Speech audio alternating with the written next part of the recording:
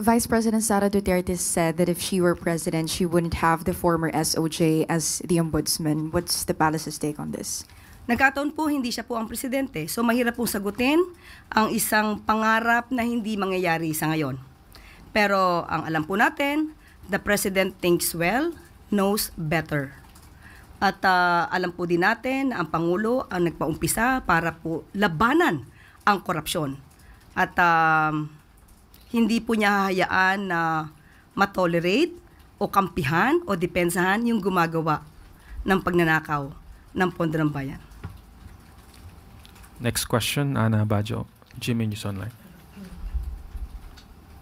Good afternoon, ma'am. Ma'am, did the President already receive the report on the alleged ghost farm to market roads in Davao Occidental? 7 projects daw po ito na nagkakahalaga ng 105 million pesos. Ang sabi po kasi ng DA, nakapagpasa na po sila kay Presidente. Yes, opo. At nagkausap na rin po ang si Secretary Vince at saka si Secretary Kiko.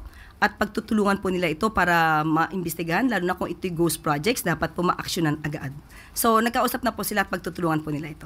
Pero ma'am, si Presidente po ba, meron po siyang naging specific instructions, and if yung ICI po ba, iimbestigahan din itong alleged ghost farm to market roads? Noon pa po nagsabi ang Pangulo, managot ang dapat managot. So umpisa pa lang nang ito ay kanyang sinabi sa SONA.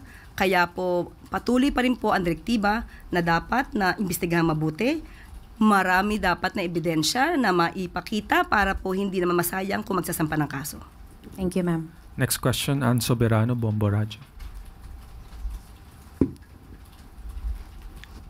Yusek, good afternoon.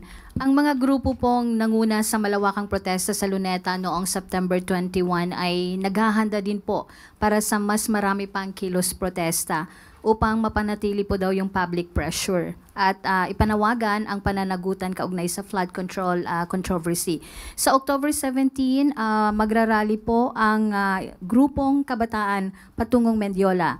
Sa October 21 naman, mga magsasaka po magrarally sa Liwasang Bonifacio sa Maynila. Papayagan po ba ito ng gobyerno, Yusek, lalo at may naitalang kaguluhan noong September 21?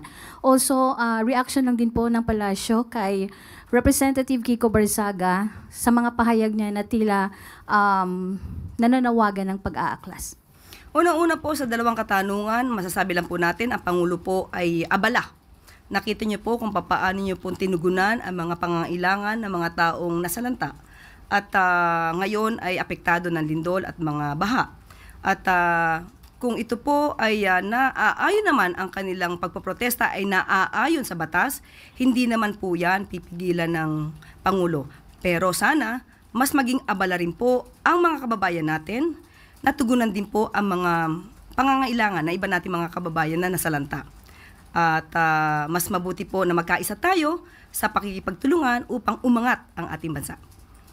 Yun po kay Kiko Barzaga, ma'am. May mensahe po ba? May nakikita po bang ang Malacanang na pananagutan sa mambabatas? Lalo po at ang mga pahayag niya ay parang naghihikayat ng pag-aaklas. Ang tangi lamang pong hiling ng Pangulo ay kung kayo magpoprotesta, dapat naaayon sa batas. Kung hindi po ito naaayon sa batas at kayo pa'y lumalabag na, dapat po siguro kayong kasuhan. Pero ngayon, muli sasabihin natin, ang Pangulo ay abala sa pagtatrabaho. At kung ano man po ang pamumulitikang ginagawa ng iba, hindi po yan pinapansin sa ngayon ng Pangulo. Isa na lang. Mariing kinunde na po ng Amerika ang panibagong agresibong aksyon ng China laban sa mga barko ng Pilipinas sa bahagi ng West Philippine Sea. May pahayag no po ba dito si Pangulong Marcos, ma'am? Okay, nakausap po natin kanina at ayon na rin sa tagubilin ng Pangulo ay nagpahayag na rin po ang Philippine Coast Guard ng mensahe. The Philippine Coast Guard is calling on its Chinese counterpart to observe the rule of law to ensure the safety of all vessels in the West Philippine Sea. This is our common obligation to the international community of civilized maritime nations.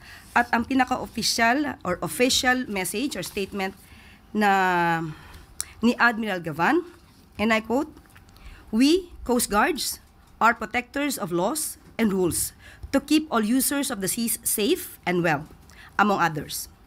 It is the universal reason for our existence. International ramming by a Coast Guard ship of another vessel while on a lawful act of navigation is not only a violation of the 1972 Convention on International Regulations for Preventing Collisions, to which our countries are both signatories, but an epic act of disregard of its supposed reason for existence.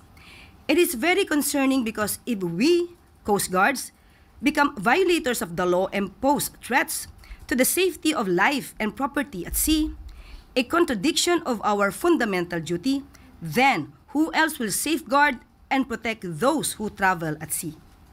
I therefore wish to enjoin my counterpart to seriously look into the said action of his sailors.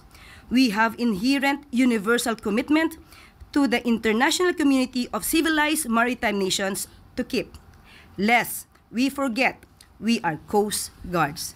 End of quote.